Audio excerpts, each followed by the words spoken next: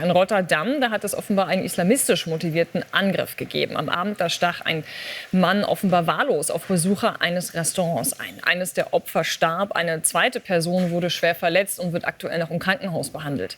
Zeugen haben berichtet, dass der Angreifer dabei Allahu Akbar, also Gott ist groß, gerufen haben soll. Dass nicht weitere Menschen zu Schaden kamen, ist offenbar einem 32-jährigen Fitnesstrainer zu verdanken. Deborah Nebich mit den Hintergründen. Blaulicht nahe der Erasmusbrücke, einem der Wahrzeichen Rotterdams. Hier soll der Angreifer mit 2 Messern wahllos auf Passanten eingestochen haben. Nach Berichten niederländischer Medien erst auf einem Parkplatz, dann auf einer Restaurantterrasse. Nur das beherzte Eingreifen eines Fitnesstrainers verhindert wohl weitere Opfer. Er gibt zum Zeitpunkt des Angriffs gerade einen Sportkurs. Er war blutüberströmt und hatte ein langes Messer, ein Küchenmesser, völlig blutverschmiert. Ich sagte mir, das kann nicht gut gehen. Er schrie etwas und fuchtelte mit dem Messer.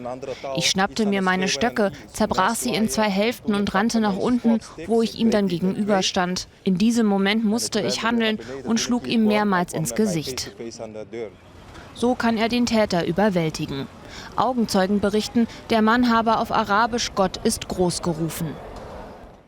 Das haben wir auch gehört. Wir haben mehrere Zeugen befragt und werden das natürlich bei unseren Ermittlungen berücksichtigen, so die Polizei.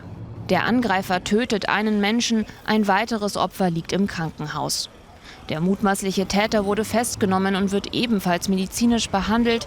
Er soll sich selbst schwere Verletzungen zugefügt haben.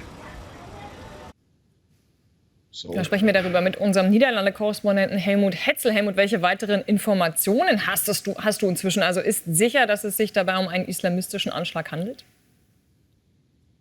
Ja, sicher ist es noch nicht. Es wird vermutet, weil Augenzeugen berichten übereinstimmend. Mehrere Augenzeugen haben das gesagt. Er habe auf Arabisch Allahu Akbar, also Gott ist groß gerufen, als er auf unschuldige Menschen eingestochen hat. Der Attentäter hatte auch 2 Messer in der Hand und hat also einen Mann getötet und einen schwer verletzt. Und erst als der Fitnesstrainer ganz mutig eingriff, hat sich die Lage geändert und der Fitnesstrainer ist jetzt der Held von Rotterdam hier in den Niederlanden. Wir haben ja in Deutschland es auch jetzt mit zunehmender Zahl von Messerangriffen zu tun. Wie ist das denn momentan auch in den Niederlanden? Also gerade mit dem Thema Islamismus, wie groß ist das Problem bei Ihnen? Das Problem ist riesig groß und diese Attacke, diese Messerattacke von Rotterdam von gestern Abend, die fällt in eine heiße politische Phase. Nämlich gestern gab es im Parlament eine hitzige Debatte über die Verschärfung der Asyl- und Migrationspolitik. Und dieser Anschlag wird wahrscheinlich hier in den Niederlanden einen ähnlichen Effekt haben wie bei uns damals die Messerattacke von Solingen. Das wird erneut dazu führen, dass man die illegale Migration hier vehement stoppen will. Und es wird ja, gestern ist darüber diskutiert worden, hier in den Niederlanden einen Asylnotstand auszurufen. Und möglicherweise könnte diese Messerattacke dazu beitragen, dass dieser Asylnotstand hier in Holland ausgerufen wird und dass möglicherweise auch Holland jetzt im Anschluss an diese Messerattacke die Grenzen schließen könnte. Möglicherweise, ist noch nicht sicher, aber einen Einfluss auf diese Debatte, auf die politische Debatte hier in Holland wird dieser Anschlag von Rotterdam auf jeden Fall haben. Das heißt, jetzt bereits erkennen Sie, dass daraus versucht wird, politisches Kapital zu schlagen?